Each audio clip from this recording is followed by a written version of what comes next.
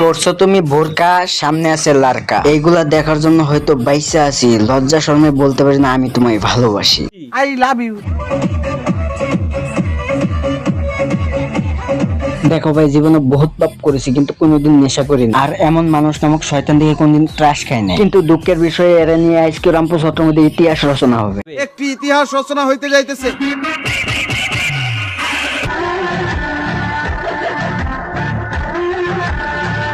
ইসলাম আমাদের মুসলিম জাতির একমাত্র ধর্ম, আর সেই ধর্মে বারবার বলা হয়েছে নারীকে পর্দা করার জন্য। আর সেই পর্দার উপকাহিনী হচ্ছে বোরকা। একজন মুসলিম হিসেবে সেই বোরকা পরে এমন কর্মকাণ্ড লজ্জা থাকলে একটা মানুষ কিভাবে করতে পারে? তো লজ্জা করলো। আমি চিন্তা করতেছি আসলে এই প্রোগ্রামটা কারা আয়োজন করছিল আর তাদের বিবেক বুদ্ধি কতটুকু, এবং এইগুলো সোশ্যাল মিডিয়াতে দেখার পরেও তারা মুসলিম জাতি হিসেবে এখনো বেঁচে আছে।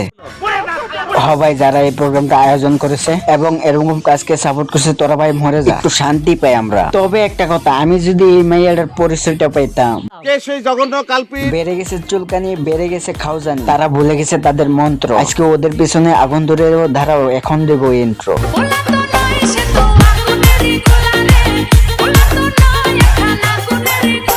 গোলা তো নয়, যেন আগুনের গোলা। রামপুর চত্ব সলাভাতা ছায়া দিলে হাই স্কুল, মানলাম তোরা সরকারি হাই স্কুলে পড়াস, বয়স কিংবা 13-14। জানি ভাই তোদেরকে স্বাধীনতা দেওয়া হয়েছে, তাই বলে ইসলাম বিরোধী কর্মকাণ্ড স্বাধীনতা তোদেরকে কে দিয়েছে বোন? একটা আকাম করতে তোর কলজা কাঁপে নাই কেন? এই বিদ্যালয়ে যতটুকু জানি রামপুর সলাপথার, এই বিদ্যালয় নিয়ে আমার কোনো অভিযোগ নেই। আমি আবারও বলতেছি, এই বিদ্যালয় নিয়ে আমার কোনো অভিযোগ নেই। অভিযোগটাই আমার আপুকে নিয়ে, যিনি বোরকা পরে নিজেকে পরিমণি হিসেবে আত্মপ্রকাশ করতেছে। পরিমণি এখন অনেকটা ভালো হয়ে গেছে। রামপুরবাসী, পরিমণি বাচ্চার মা হওয়াতে তোমরা তো অনাহারে ছিলে, তোমরা দেশের সম্পদটা আগলে রেখে অন্তত কাজে দেবে। স্টেজে তো মনে করেন যে একেবারে স্টেজ ভাঙ্গা ড্যান্স দিছে, আর স্টেজের নাচ শেষে স্কুল থামে না। এক কথা, ও গাঞ্জা সার পিনিং হয়ে গেছে নাচের।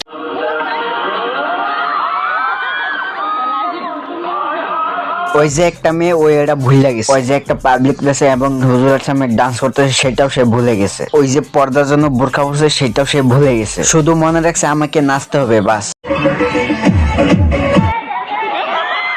দেখেন স্যাররা আর হুজুরে আসতেছে, স্যারের আর হুজুরে খুব আনন্দ লাগতেছে দেখে মনে হইতেছে। অবশ্যই এখনকার যুগে কিছু কিছু স্যারদের হয়তো এইগুলোই ভালো লাগে, না হলে বেশিরভাগ স্কুলে এইগুলো হতো না। আর যাই হোক, এরা বড় হয়ে শ্বশুর শাশুড়িকে উপহার দিতে পারবে না, অন্তত স্কুল বাদ দিয়ে এইগুলা করলে।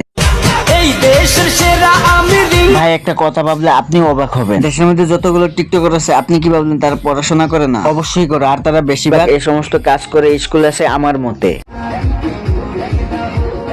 ভাই, এগুলো হইতেছে স্কুল অনুষ্ঠানের দিন, এগুলো আমি স্বাভাবিক ভাবে নেব, শুধুমাত্র এই মাইয়ার বোরকালির ড্যান্সটা বাদ। আর এই যে এইগুলা ক্লিপ দেখতেছেন, এগুলা স্বাভাবিক ভাবে নিতে পারতেছি না। অবশ্যই এগুলো স্বাভাবিক হওয়ার কথা। স্কুলের প্রোগ্রাম তো পরের কথা, পোলাপান কিতাব থেকে যেটা শিখবে এটাই তো শিখতেছে ভুল। ক্লাস 3 ব্যাকরণ বইয়ে আল্লাহকে ভগবান বলা হচ্ছে তার প্রতিশব্দে। কুমিল্লার ক্লাস 6 কিছু ইসলাম শিক্ষার বইয়ে ইসলামের পরিবর্তে দেবীর ছবি ছাপানো হইতেছে। আবার ক্লাস 7 এর বিজ্ঞান বইয়ে সমগ্রতা শেখানো হচ্ছে, যেটা আপনাদের অলরেডি জানা। বই থেকে যেটুকু শিক্ষা প্রথম নেওয়ার কথা, ওইটুকু তো পোলাপান ভুল শিখতেছে। তাহলে পোলাপান সুশীল কিভাবে হবে? ওরা তো তাহলে ইসলামের পর্দা করার জিনিস নিয়ে এইগুলোই করবে, তাই না?